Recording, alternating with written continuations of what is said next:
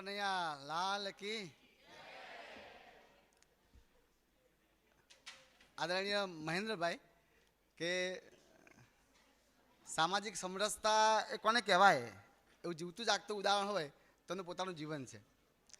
પરમભાઈ પાઠક સાહેબ, ગિરીશભાઈ, સાથી વક્તા અને મિત્ર રમેશભાઈ ચૌધરી, રાઘવભાઈ, વિજયભાઈ અને આ સરસ આખું આયોજન જે બેને કર્યું, શીતલબેન ને વંદન, આપ સૌને અભિનંદન. અને મારી વાત હવે શરૂ કરું. લોકગીતમાં સામાજિક સમરસતા એ વિષય પર મારે થોડીક વાત કહેવી છે. પ્રાચીન કાળથી પ્રાકૃતિક તત્વો એ માનવ જીવનને ભય અને અહોભાવ એ બંને રીતે જોવે છે. જ્યારે પર્વતો, નદીઓ, ભૂકંપ, મહાસાગરો એને ડર લાગ્યો ત્યારે એને કલ્પના કરી દેવી દેવતાઓની, એની પૂજા કરે છે, એની અર્ચના કરે છે. અને દેવી દેવતાની પૂજા અર્ચનામાંથી નૈવેદ્ય આવે છે, ભક્તિ આવે છે, ગીત આવે છે, ગાન આવે છે, નૃત્ય આવે છે. સમાજ જોડાય છે, ધીમે ધીમે વિસ્તાર થાય છે અને ગામથી શહેર તરફ વળે છે. એટલે સામૂહિક રીતે સાથે મળીને જે ઉત્સવો મનાવ્યા, જે આનંદ કર્યો, દુઃખ વહેંચ્યું અને લોકસાહિત્યનો જન્મ થયો. તો લોકસાહિત્ય એ કોનું? તો મેઘાણી કહે છે કે ધરતીનું ધાવણ છે. જ્યાં ધરતીનું ધાવણ હોય ત્યાં તો કોઈ ભેદભાવ હોય જ નહીં. અને એમાં લોકગીત તો જન્મથી માંડીને મરણ સુધીમાં ગવાતા ગીતો એ લોકગીત. મેઘાણી નોંધે છે કે જેને ક્યારેય કાગળ કે લેખન નથી પકડી, તેમ છતાંય આટલા કાળક્રમથી પ્રેમાનંદ અને નરસિંહ પૂર્વેથી એ કંઠોપકંઠ એ આપણા સુધી વિસ્તર્યું છે. આજે એ લોકગીત ગ્રંથસ્થ થયું છે પણ એનો ગ્રંથકાર કોઈ છે નહીં. તો આવા લોકગીતોમાં એ સામાજિક સમરસતા આપણને ક્યાં સાંપડે છે એની વાત મારે તમને કરવી છે. તો આ બધા દુહાઓ છે લોકગીતમાં. એક દુહો છે કે પંથી એક સંદેશડો કે જોને બાબળને કહિયાળ, કે પંથી એક સંદેશડો કે જોને બાબળને કહિયાળ, કે જહા થાલ ન બજિયા અરે રે ઓ ટામક ટટહિયાર. એટલે કે તમે જુઓ, જે કન્યા સતી થવા જઈ રહી છે, એનો પતિ મૃત્યુ પામ્યો છે અને એવા સમયે કહે છે કે હે પંથી, હે પથિક, મારા બાબલને લે, તું મારા પિતાજીને કહી આવ કે મારા જન્મ વખતે, આપણને ખ્યાલ છે કે એ વખતે જો દીકરો જન્મે તો ઢોલ વાગે અને દીકરી જન્મે તો નાની માટીની હાંડલી વાગે. એટલે એનું મહત્વ એ દુહામાં બતાવ્યું છે. તો આજે મારા મરણ વખતે મારા સાસરી પક્ષમાંથી ઢોલ નગાડા વગાડીને અને મને એ તરફ લઈ જઈ રહ્યા છે. અને પતિને પણ કહે છે કે ઢોલ ભજન તો હે સખી, પતિ આવ્યો મોહી લેણ, અને બાજા ઢોલ મેં ચલી, પતિનો બદલો દેણ. એ તમે જુઓ કે સ્ત્રી પણ એના પર કોઈ ઋણ છે એ ચૂકવી દે છે. તો આ લોક દુહામાં પણ એ વાત કરીએ છીએ. બીજી વાત કે આપણે ત્યાં લોકગીતોમાં સામાજિક સમરસતા એ વ્યક્તિના માનસિક એનું સ્તર છે. એ ક્યાંથી આવે? તો પોતાના ઘરમાંથી આવે. તો ઘરમાં કેવી રીતે આવે? તો આપણે આપણા ઘરના સભ્યો સાથેનું વર્તન વ્યવહાર એ વાણીમાં છે, આચરણમાં છે. તો એવા ગીતો આપણે ત્યાં લોક સાહિત્યમાં મળે છે. તો એક બહુ સરસ ગીત છે અબોલાનું. સંયુક્ત કુટુંબમાં આપ સૌ જાણતા હશો કે કોઈ પણ પ્રશ્ન આવે તો પ્રથમ એ દાંપત્ય જીવનનો પ્રશ્ન એના કુટુંબમાં આવે, અને પછી કુટુંબમાંથી એ ગામ તરફ જાય અને પછી સૌનો બને. પણ બધી જ વાતો એ ગામની બહાર ન જાય, ઘરની બહાર ન જાય એવું એક લોકગીત અબોલા. એ નાયિકાના લગ્ન નવા થયા છે અને પતિ સાથે અણબનાવ થયો છે. એમાં એક અબોલા ગીત એ આપણને સામાજિક સમરસતા જે ઘરમાંથી ઉત્પન્ન થાય છે એનું ઉત્તમ ઉદાહરણ છે. તો લોકગાયિકા કહે છે કે અબોલડા ભંગાવો કોઈ, અબોલડા ભંગાવો રે, કોઈ આવો ને અમને બોલતા કરો.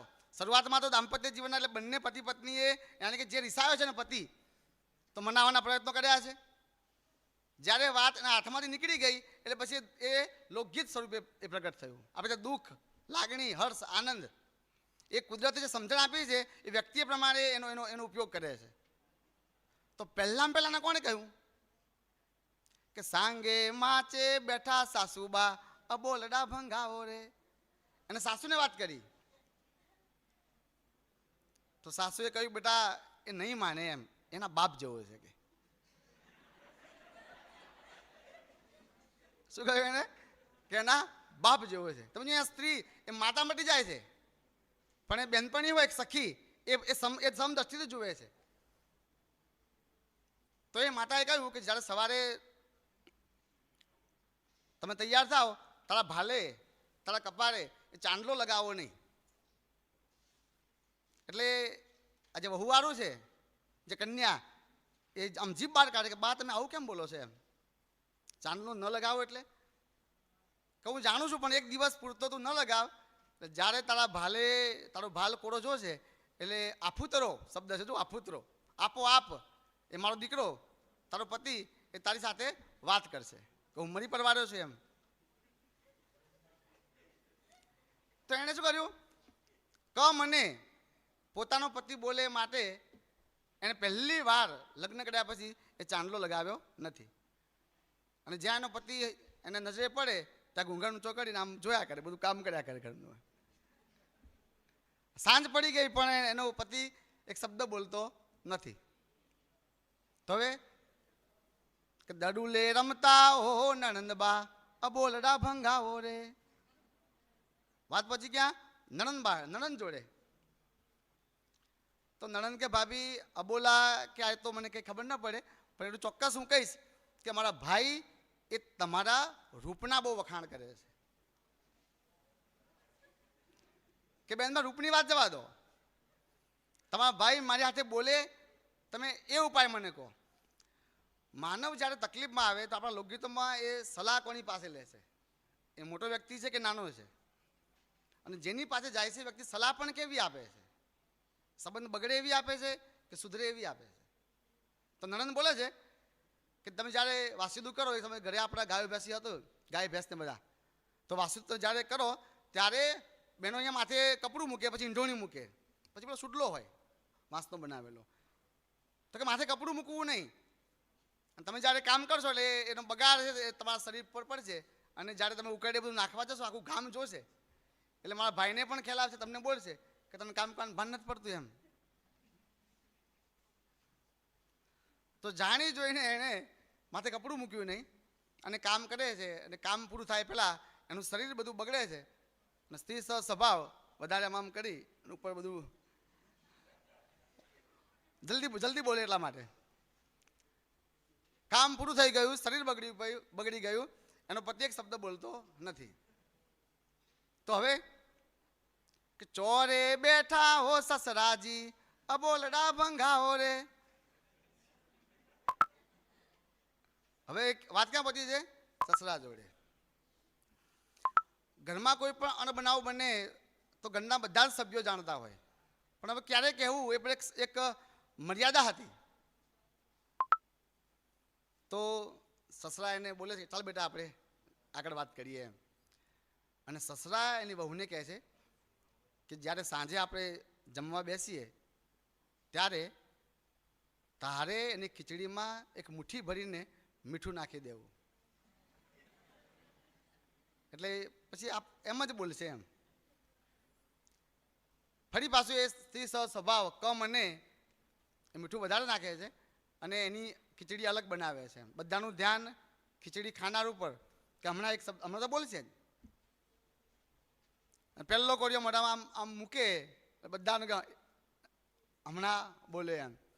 નાયિકા પણ એ જ વિચારે કે હવે હું એ મને વળશે તો જવાબ શું આપો એ પણ માનસિક રીતે તૈયાર છે. એનો પહેલો કોળિયો, બીજો કોળિયો, ત્રીજો કોળિયો, ખીચડી એને પૂરું કરી નાખી. એને પોતાનો ખ્યાલ છે ખીચડી ખારી કેમ છે એમ. હવે તમે જુઓ જ્યારે આટલી હદે જાય તો સ્વાભાવિકપણે ખૂબ દુઃખ થાય, ખૂબ રડવું આવે. તો લોકનાયિકા ઘરમાં રડતી હોય છે છેલ્લા ખૂણામાં.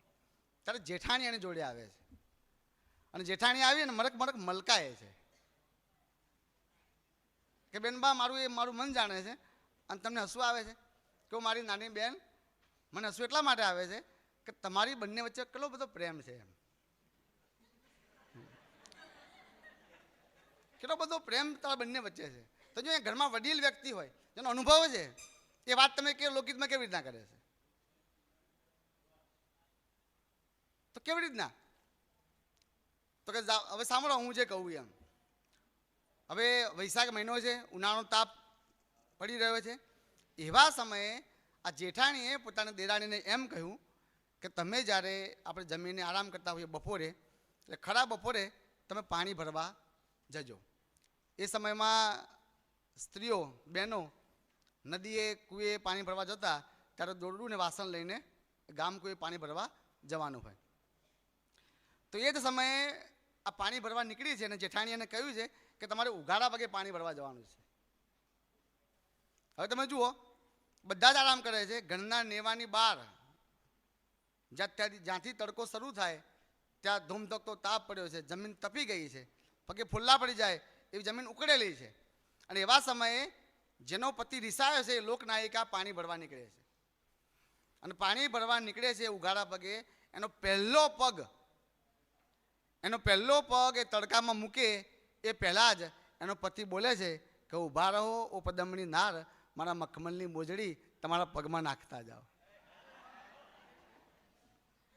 હવે અહીંથી જો હું નહીં માનું ને તો સંબંધ શું છે? વિચ્છેદ થશે. તો રિસાવું પણ ક્યાં સુધી ને પાછું મનાવવું પણ ક્યાં સુધી એ લોકસાહિત્ય આપણને શીખવે છે. તો જ્યારે તમે તમારા દાંપત્ય જીવનમાં બંને પાત્રો એકબીજાનો આટલી હદે ખ્યાલ રાખી શકે છે, ગુસ્સો આવ્યા પછી, રિસાયા હોય ત્યાર પછી, ત્યાંથી જ સમાનતાની શરૂઆત થાય છે.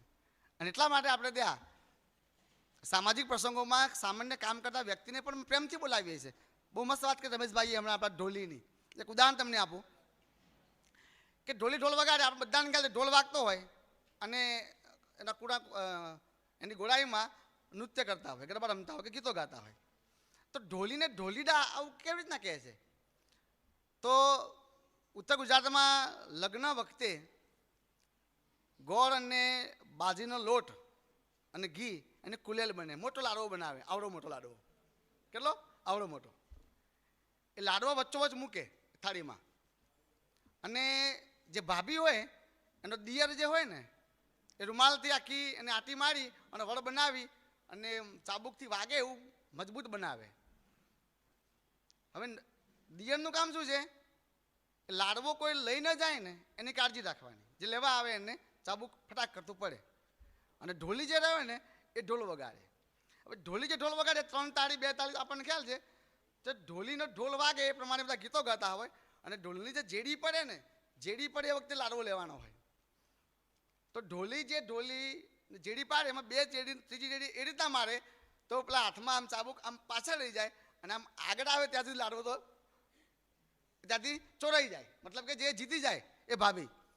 તો જ્યારે ઢોલીના સહારે, ઢોલીના તાલે એ લાડવો જીતે છે ત્યારે એ બેન ગાય છે કે ભાઈ ઢોલીડા તું મારો વીર, આજ માર ઢોલ વગાડે હો રાજ. પછી તો એને ભાઈ કહ્યો. અને માટે જ આપણે બધા જ ગીતોમાં ભાઈ ઢોલીડા. એટલા માટે તો જો કોઈના પણ ઘરે કોઈ પણ સામાન્ય પ્રસંગ આવે હરખનો, તો કે મારે ઢોલ ક્યારે વાગશે? જેના ઘરે લગ્ન થયા હોય અથવા થવાના હોય, સગાઈ થઈ ગઈ હોય અને બાજુના ઘરે બાકી હોય, અને જ્યારે ઢોલ એ ફળિયામાં પ્રવેશ કરે ને તો ઢોલીને તિલક કરે અને ઢોલને પૂજે. એને કહેવાય ઢોલ વધાવો. કોઈ વાદ્યને આટલું માન મળે એ આપણે ત્યાં જ છે. એને એટલું જ. અને ઢોલને ઢાંકે પણ છે. ઢોલ ઢાંકવો એટલે કે એ ઢોલ પર સાડી મૂકે અથવા શાલ મૂકે કે ધોતિયું મૂકે. તો ઢોલી એના વાદકને આપણા લોકગીતોમાં સ્થાન મળ્યું છે. એ સામાજિક સમરસતાનું બહુ મોટું અને ઉત્તમ ઉદાહરણ છે. પછી મોટાના મોમેરા આયા, ચાલો જોવા જઈએ રે. મોમેરામાં કોણ કોણ નાચે, ચાલો જોવા જઈએ રે. હવે ગીત જેમ આગળ જાય ને એમ ગામની વાત આવે. ગામ વિશે થોડું ખરાબ બોલાય તો ગામવાળા પણ સાંભળે છે કે આ તો લોકગીત છે, ફટાણા છે, તો ક્યારેય પણ કોઈ ગુસ્સો ન કરે. ઘણી વાર કેવું બને, અહીંયા તો ડીજે વાગતું હોય, જેના ઘરે લગ્ન હોય બાજુના ફળિયામાં કે ધીમું કરો, ધીમું કરો. ત્રીજી વાર ન થાય એટલે પછી આખું ધીમું ન થાય પણ બંધ થઈ જાય.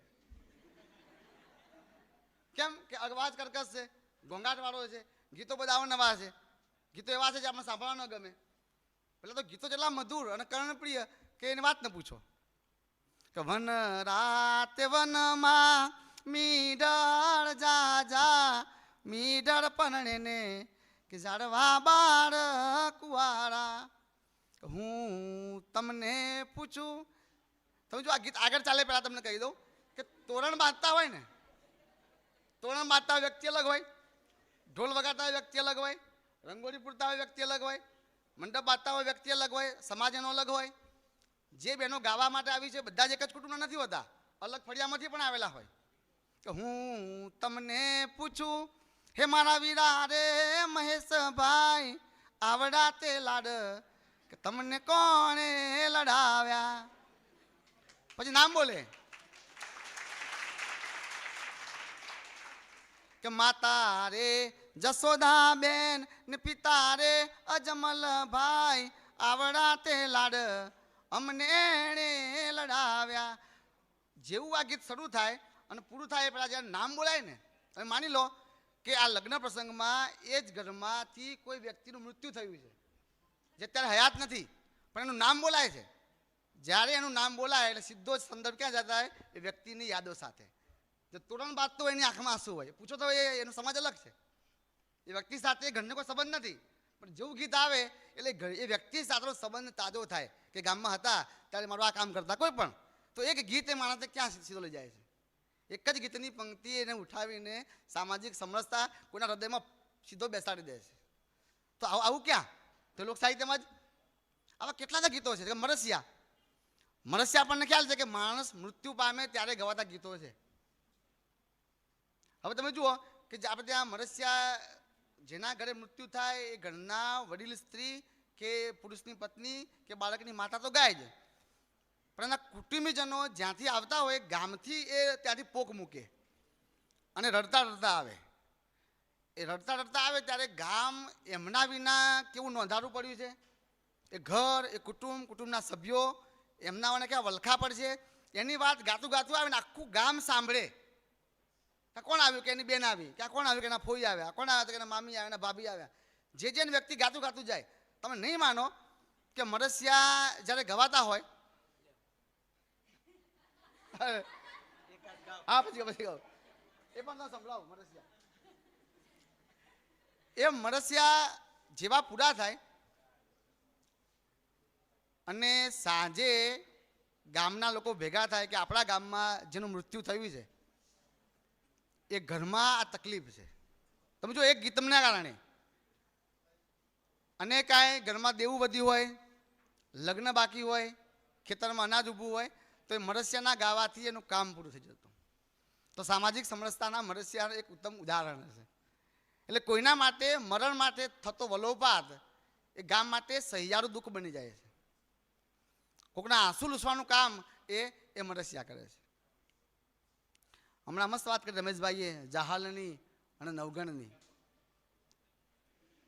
નવગણને જીવાડવા માટે જહાલની માતા એ નવગણને સ્તનપાન કરાવે, એને દૂધ પાવે છે. હવે તમે જુઓ જ્યારે એને તકલીફ પડે છે ખાલી એક જ દુહો કે નહીં મસારે માવલો નહીં મારી જાયો વીર કે સંગ મારો કિસુમ રે અરે રે મને હાલવા નો દે હમીર. એક દુહામાં તો આખું સૈન્ય ત્યાંથી ઉપડે છે જુનાગઢથી નવગણ અને સંગમાં એને દુશ્મનને મારે છે અને સુમડીને બચાવે છે. તો એક દુહામાં, એક પ્રસંગમાં, એક ગીતમાં એ સામાજિક સમરસતાના આવા કેટલાય સરસ ઉદાહરણો છે. આપણને એમ લાગે અત્યારે આપણે લોકગીતમાં સામાજિક સમરસતા જોઈએ છે, એ વખતે સમાજ જ એ રીતના જીવતો હતો, સાથે રહીને ગીતો ગાતા હતા. તમે ગરબે રમતા હો તો એવું લાગે કે આ સમાજ ના હોય તો આ લાઈનમાં આવે, આ સમાજના લાઈનમાં આવે. જો ગીત વાગે એટલે બધા ગોળાઈમાં, ઢોલની તાલ વાગે જેવી જેડી પડે તો એક તાલમાં, એક સાથે, એક ગીતમાં નાચે. એટલે એક સૂત્રતા હતી, ગીતો સાથે ગાવું અને ગીતો સાથે રોવું એમના લોહીમાં હતું. પણ એ સમાજ અત્યારે છે જ આપણા લોહીમાં પડ્યું છે, પણ સમયાંતર શું બન્યું છે? આ બધા પરંપરાઓ, વિધિ વિધાનો જે બદલાયા છે એમાં એની રાહ જુએ છે. લોક સાહિત્ય હજુ પણ એની એ રાહ જુએ છે. બીજી એક વાત કે આ બધા તુલસી સાથે તુલસી વિવાહ,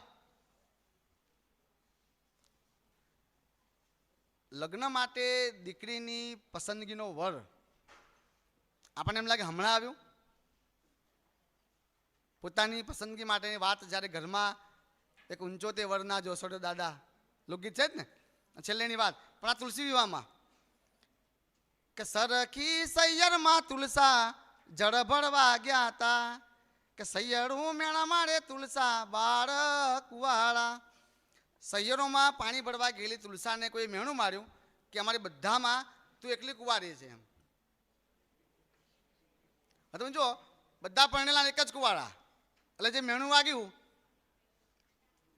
તો એની અસર કેવી થાય છે કે ઘેર આવી તુલસે ઢોલિયો ઢાળ્યો કે તાણી પામળિયું નિસોડ્યું રે.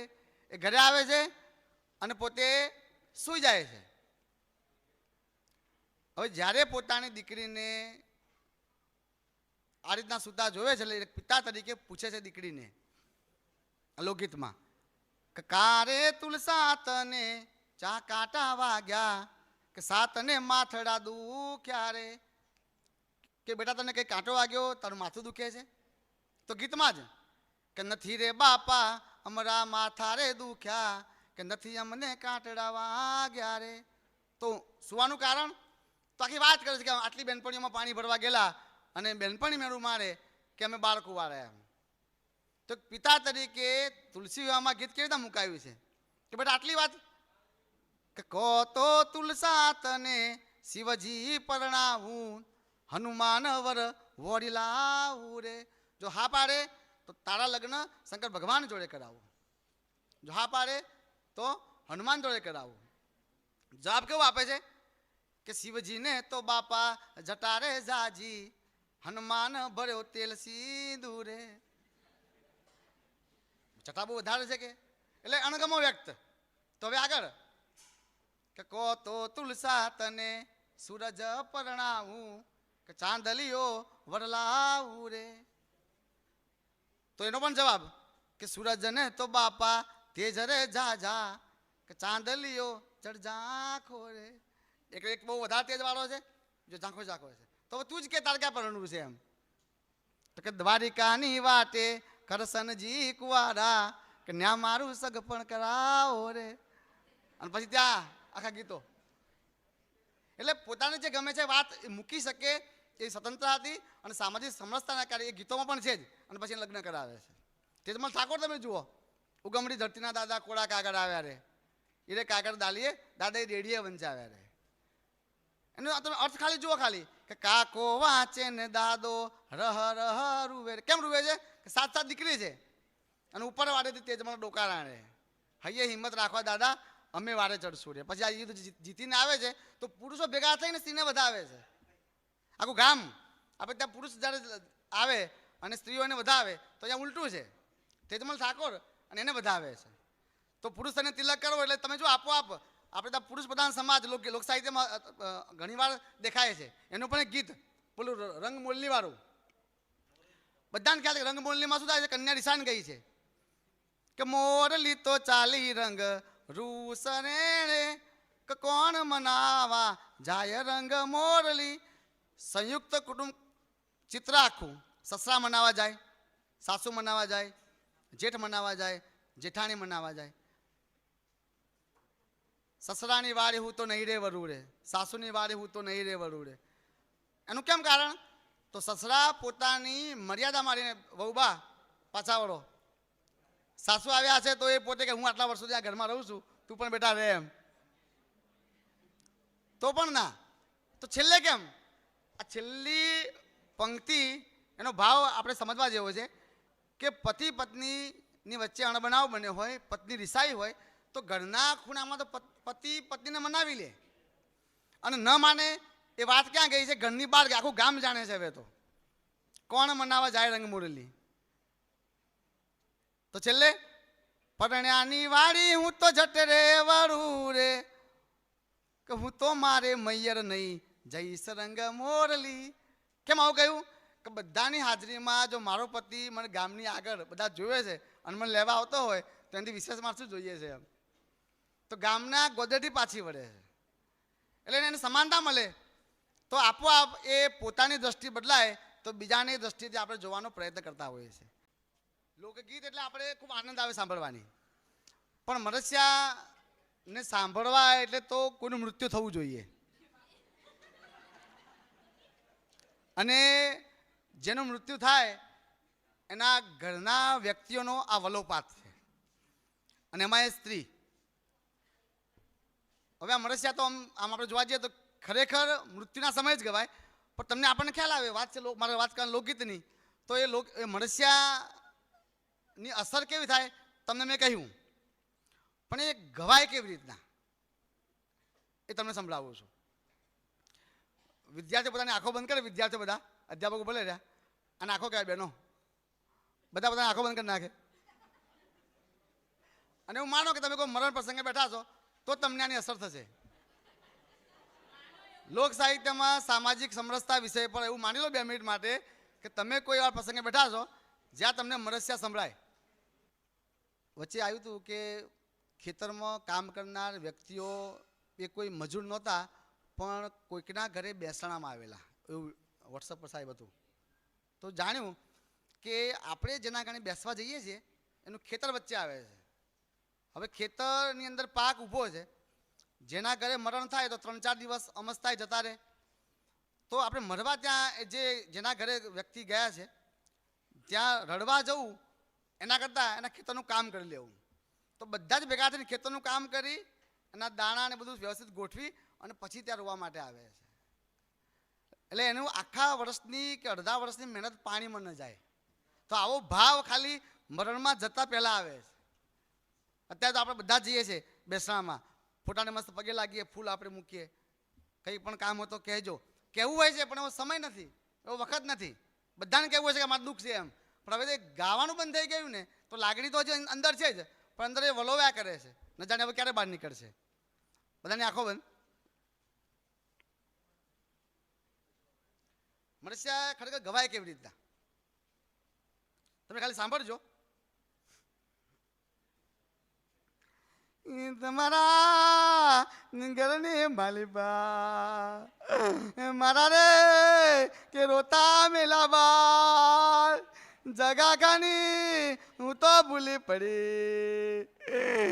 મારા નાના નાના બાળ મારા ગોમની એ શેરી ગુંજાય આ દસે જાઉં કે પે દસે જાઉં.